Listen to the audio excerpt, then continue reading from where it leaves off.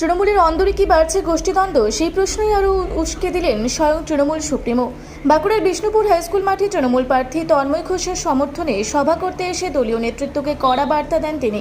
মমতা বন্দ্যোপাধ্যায়ের স্পষ্ট নির্দেশ, সবাই সবাইকে নিয়ে চলবে, আমি কোনো কথা শুনতে চাই না, কারো মধ্যে যেন অহংকার বা ঔদ্ধত্য না থাকে।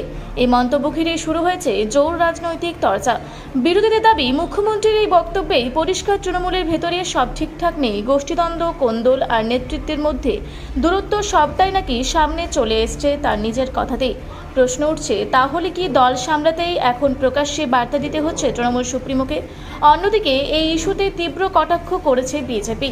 তাদের দাবি, এটাই তৃণমূলের আসল চেহারা, ভেতরে ভাঙন, বাইরে ঐক্যের নাটক। ভোটের মুখে এই ধরনের বার্তা, তাহলে কি চাপ বাড়ছে শাসক শিবিরে, নাকি এটা শুধুই ড্যামেজ কন্ট্রোল? এখন সেটাই বড় প্রশ্ন।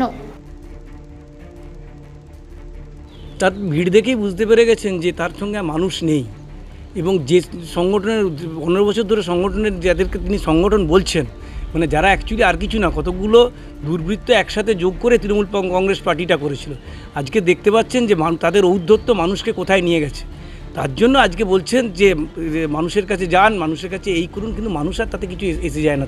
তারা ঠিক করে নিয়েছে যে এই ঔদ্ধত্যওয়ালা লোকদের কিন্তু তারা পরাস্ত করবে, এবং আগামী দিনে ভারতীয় জনতা পার্টিকে এই সসম্মানে পশ্চিমবঙ্গের বাংলায় নিয়ে আসবে।